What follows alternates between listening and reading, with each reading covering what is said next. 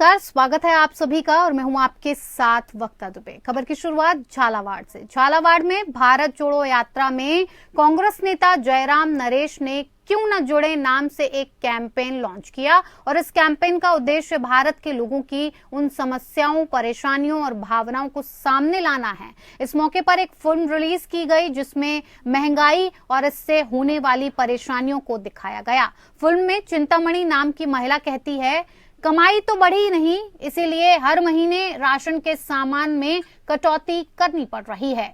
झालावाड़ भारत जोड़ो यात्रा जारी है। भारत जोड़ो यात्रा की कांग्रेस ने लॉन्च किया है कैंपेन के क्यों न जुड़े नाम से कैंपेन लॉन्च है। इस दौरान फिल्म में बढ़ती महंगाई पर निशाना साधा गया है।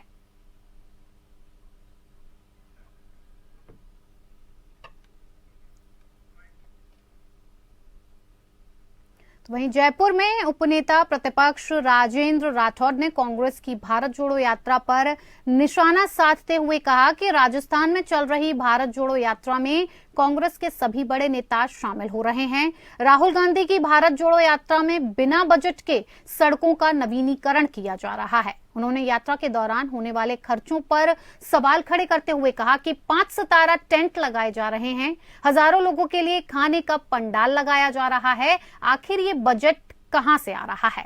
राज्य में ऊर्जा संकट पर बोलते हुए उन्होंने कहा कि यात्रा के दौरान राहुल गांधी से एक किसान ने बिजली नहीं होने की बात कही, लेकिन चंद घंटों में किसान को पता नहीं किस कागज के तहत बिजली दे दी गई। और कांग्रेस के कर्ज माफी पर सवाल खड़े करते हुए उपनेता प्रतिपक्ष राजेंद्र राठौड़ ने कहा कि यात्रा के दौरान राहुल कर्ज माफी पर कुछ नहीं बोले, जबकि उन्होंने चुनाव में किसानों के कर्ज माफी का ऐलान किया था।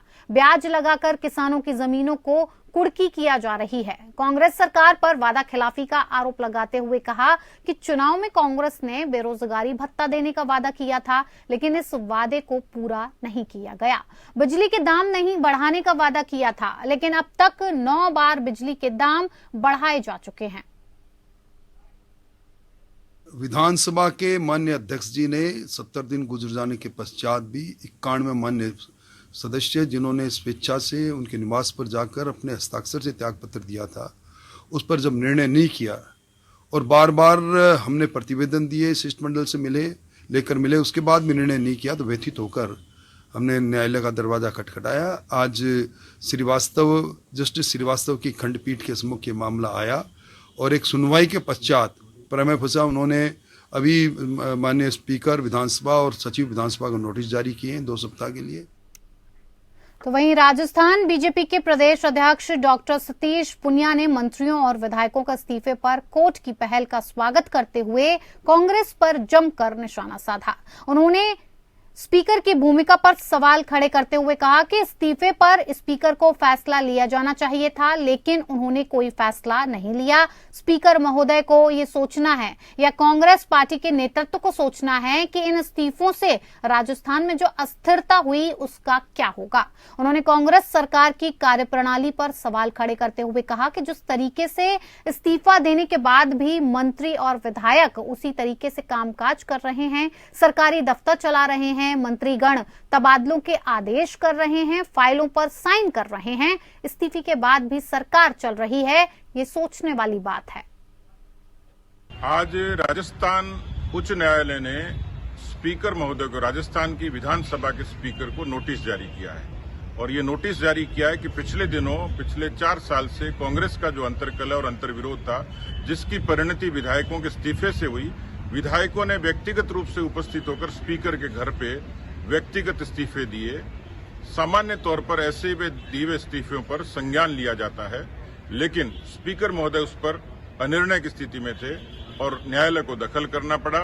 उपनेता प्रतिपक्ष राठौड़ साहब की इस पीआईएल पर यह पहल न्यायालय ने की है, स्वागत योग्य तो है, लेकिन स्पीकर महोदय को ये सोचना है या कांग्रेस पार्टी के नेतृत्व को सोचना है कि इन इस्तीफों से राजस्थान में जो अस्थिरता हुई है। तो वहीं जयपुर में जर्मनी संसदीय दल की अंतर्राष्ट्रीय पर्यावरण एवं ऊर्जा नीति समिति के सदस्यों ने विधानसभा अध्यक्ष डॉक्टर सीपी जोशी से मुलाकात की।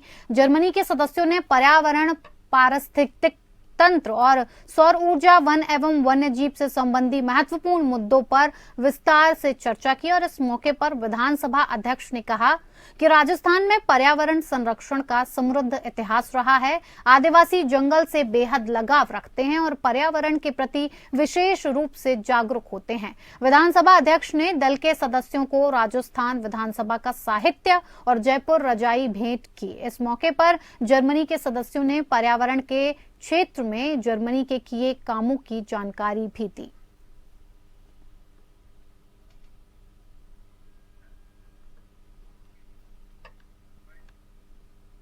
तो वहीं अलवर के नीमराना कस्बे में करीब 1.5 साल से एक विवाहिता के साथ लिव इन रिलेशनशिप में रह रहे हरियाणा के एक युवक को सब्जी मंडी परिसर में कुछ लोगों ने रस्सी से बांधकर पिटाई कर दी। बाद में आसपास के लोगों के समझाने के बाद युवक को छोड़ दिया गया और सूचना मिलने पर पुलिस मौके पर पहुंच गई, लेकिन मारपीट करने वाले और घायल युवक नहीं मिला। बाद में युवक पुलिस थाने पहुंचा और जहां उसने ये बताया कि विवाहिता अपनी मर्जी से उसके साथ रह रही है, तो वहीं घटना का वीडियो सोशल मीडिया पर वायरल हो रहा है। वायरल वीडियो में साफ देखा जा सकता है कि जिसमें युवक पर विवाहिता को बहला फुसलाकर भगा ले जाने का आरोप लगा रहे थे। वहीं युवक का कहना था कि विवाहिता अपनी इच्छा से उसके साथ रह रही है।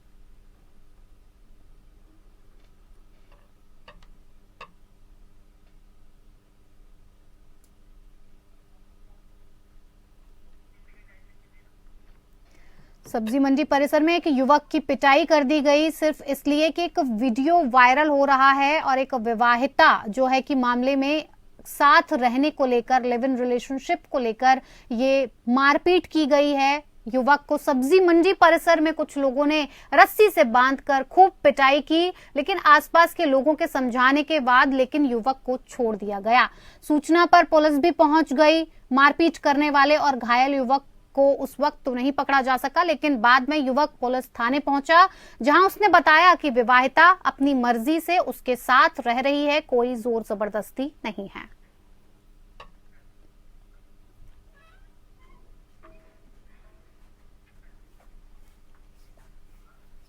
तो वहीं कन्याकुमारी से कश्मीर तक पैदल यात्रा कर रहे राहुल गांधी पर बीजेपी ने निशाना साधा है। उन्होंने राहुल गांधी की रीलॉन्चिंग यात्रा बताते हुए बड़ा आरोप लगाया। बीजेपी नेता ने कहा कि राहुल गांधी की यात्रा में एंटी हिंदू, एंटी भारत गतिविधियों के लिए जाने जाने वाले लोग शामिल हो रहे हैं। उन्होंने कांग्रेस को भी आड़े हाथों लिया और कहा कि समाज को बांटना, भय फैलाना दशकों से कांग्रेस की कार्यप्रणाली रही है। बीजेपी सांसद राज्यवर्धन सिंह राठौर जयपुर में आयोजित प्रेस कॉन्फ्रेंस को संबोधित कर रहे थे और भरतपुर में भी बीजेपी सांसद और राष्ट्रीय प्रवक्ता राठौर राहुल गांधी की भारत जोड़ो यात्रा को इमेज बनाने की एक्सरसाइज बता चुके हैं। उन्होंने आरोप लगाया था कि राहुल गांधी को इमेज बनाने पर करोड़ों रुपए खर्च किए जा रहे हैं और राठौर के मुताबिक भारत जोड़ो यात्रा राहुल गांधी की इमेज बिल्ड के लिए 7वीं एक्सरसाइज है। पूर्व मुख्यमंत्री वसुंधरा राजे के बेटे और सांसद दुष्यंत सिंह ने भी कांग्रेस पर चुटकी लेते हुए कहा कि जो राजस्थान में दो दिलों को नहीं जोड़ सकती, आज वो भारत को जोड़ने का स्वांग कर रही है। उन्होंने ये भी कहा कि जरूरत तो कांग्रेस को जोड़ने की है, जो हर दिन खंड खंड होती जा रही है। राहुल गांधी के नेतृत्व में शुरू हुई कांग्रेस की भारत जोड़ो यात्रा रविवार को 88वें दिन राजस्थान में प्रवेश कर गई और भारत जोड़ो यात्रा के झालावाड़ पहुंचने पर राहुल गांधी ने राजस्थान को देश की शान बताया है। राहुल गांधी की जो रीलॉन्चिंग की यात्रा है, अगर आप उसमें देखें तो लगातार ऐसे लोग शामिल हो रहे हैं जो anti Hindu, anti Bharat, anti India कार्रवाई के लिए जाने जाते हैं। रिकॉर्ड है पूरे किस तरह से वो लोग इन हरकतों में शामिल हैं। इनका परिवार दशकों से किस तरह की राजनीति करता आ रहा है उससे आप सब वाकिफ हैं। किस तरह से समाज को अलग अलग वर्गों में बांटना, एक भय फैलाना, ये कांग्रेस का कार्यप्रणाली रही है। इनके परिवार की स्ट्रैटेजी रही है। इनके परिवार के पास एक ही जिम्मेदारी थी, देश आजाद हुआ तब कश्मीर को अपने साथ लाने की। आप अच्छी तरह से जानते हैं। जयपुर में बीजेपी सांसद राजवर्धन राठौड़ ने कांग्रेस सरकार पर निशाना साधते हुए कहा कि सीएम अशोक गहलोत ने चुनाव में बेरोजगारी दूर करने का वादा किया था, पर वो वादा सरकार पूरा नहीं कर पाई। राज्य में करप्शन बढ़ गया है, राज्य में भू माफियाओं का राज है, बजरी माफिया फायरिंग कर रहे हैं, परीक्षा के पेपर लीक करके युवाओं के भविष्य के साथ खिलवाड़ किया जा रहा है। बीजेपी सांसद ने सरकार की स्थिरता पर सवाल खड़े करते हुए कहा कि सरकार में कुर्सी की लड़ाई चल रही है, आलाकमान को कौन पैसे देगा इसकी होड़ लगी हुई है, इंदिरा रसोई घोटाला चल रहा है, खनन मंत्री खनन माफियाओं से पैसे ले रहे हैं। एक साधारण व्यक्ति जो अपना परिवार के लिए मेहनत करता है, अपनी बेटी को पढ़ाने की पूरी कोशिश में लगा हो, वो इस तरह की लड़ाई के अंदर कोलैटरल डैमेज हो जाए तो ये बहुत ही दुख की बात है। ये कोई अखाड़ा नहीं है, राजस्थान गैंगस्टर्स के लिए अखाड़ा नहीं है कि अपनी कुश्ती यहां पर आजमाएं और अपनी हार जीत से अपना वर्चस्व तय करें। ये राजस्थान में स्वीकार नहीं है, ना यहां नहीं होगा। यहां अगर वर्दी वालों में दम है और अगर वर्दी वालों का नेतृत्व करने वालों में दम है तो जरा यूपी की तरह करके दिखाएं। तो वहीं भीनमाल पुलिस ने बजरी के अवैध खनन के मामले में 3 डंपर व 1 जेसीबी को जब्त कर चालक को गिरफ्तार किया है। पुलिस के मुताबिक जब पुलिस टीम दासपा सरहद स्थित बांडी नदी पर पहुंची तो उन्होंने वहां पर जेसीबी मशीन से डंपर में अवैध बजरी भरते हुए देखा, जिस पर कार्रवाई करते हुए पुलिस टीम ने अवैध खनन करने वाले वाहनों को घेर कर मौके से 3 डंपर एवं 1 जेसीबी जब्त की और इस मामले में पुलिस ने आरोपी जेसीबी चालक उगम सिंह को गिरफ्तार करके वाहन मालिक टीकम सिंह पूनम सिंह के खिलाफ अवैध बजरी खनन का मामला दर्ज किया है।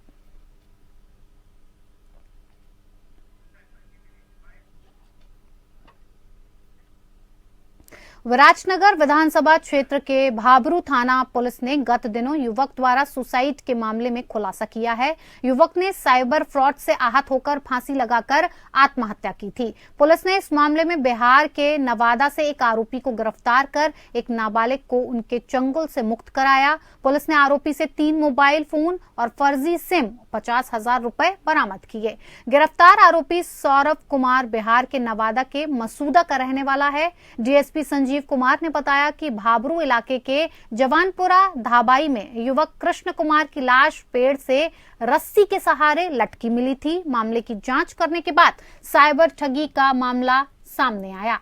आरोपियों ने मृतक को लोन देने के नाम पर 1,151 रुपए ऐंठ लिए, जिससे मानसिक तनाव में मृतक कृष्ण ने सुसाइड कर लिया। कृष्ण कुमार नाम के व्यक्ति का मर्डर कर दिया गया और उसकी मर्डर करने के बाद उसकी लाश पेड़ पे टांग दी गई, जिस बाबत पुलिस द्वारा अनुसंधान प्रारंभ किया गया। अनुसंधान प्रारंभ करने के बाद नियमानुसार जो कार्रवाई की गई, प्रकरण दर्ज किया गया 302 में अज्ञात के खिलाफ। उसके उक्त युवक के पोस्टमार्टम के दौरान एक सुसाइड नोट मिला। उस सुसाइड नोट में कुछ नंबर अंकित थे कि मेरी लाश के ये जिम्मेदार हूं। खबर विराटनगर से है, जहां पावटा पंचायत समिति की ग्राम पंचायत द्वारिकापुर की ढांडी चौलावा तन जीर्णोगौर में एक कलयुगी बेटे ने अपनी ही वृद्ध मां को मौत के घाट उतार दिया और घटनास्थल से फरार हो गया। इस घटना से क्षेत्र में हड़कंप मच गया है। प्रागपुरा थाना पुलिस मामले की छानबीन में जुट गई है। मृतक महिला के बड़े बेटे खुशीराम ने बताया कि 12 साल से उनकी मां उनके पास गांव ललाना में रह रही थी। वहीं 3-4 दिन पहले वो अपने बीच वाले बेटे मुकेश यादव के पास भाइयों के बीच में हो रहे पैसों के लेन देन के मामले में सुलह करवाने को लेकर जीर्णगौर गई थी, जहां मझला बेटा उनका बांटी रकम वापस लेने की मांग कर रहा था और जिसको लेकर मां और बेटे मुकेश में विवाद हो गया और बाद में विवाद इतना बढ़ गया कि मुकेश ने कुल्हाड़ी से मां पर हमला कर दिया। घटना कल शाम को लगभग 5 बजे सूचना मिली थी कि जीनगौर के पास जो ढाणी है यादवों की, उसमें कोई लड़के ने अपनी मां के साथ मारपीट कर दी है।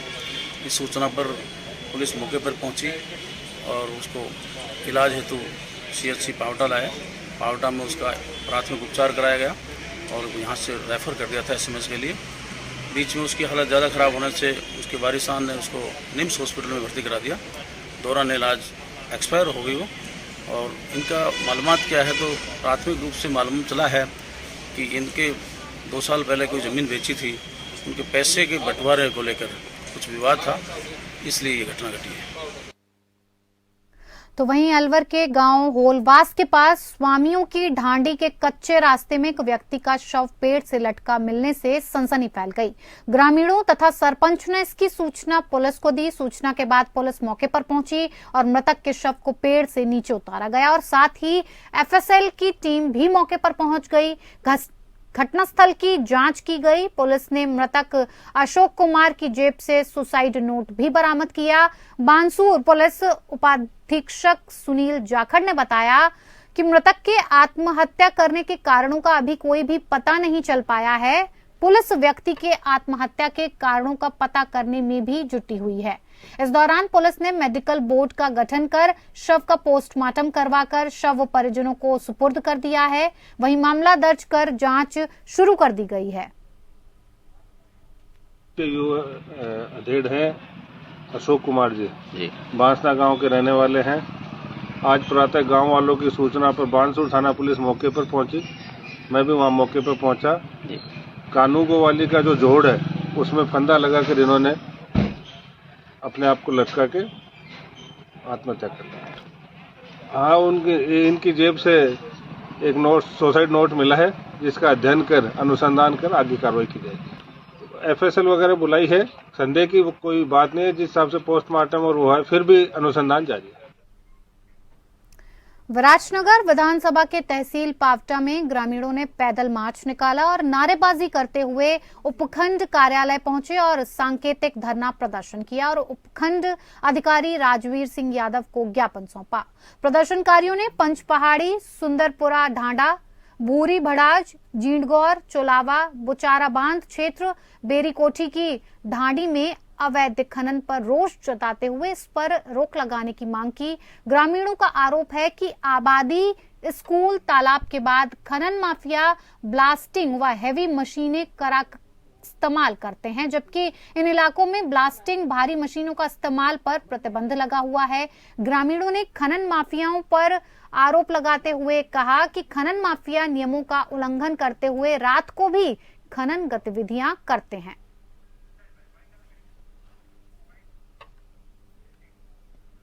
चलिए, राजस्थान स्पेशल में मेरे साथ फिलहाल इतना ही। मुझे दीजिए इजाजत। नमस्कार।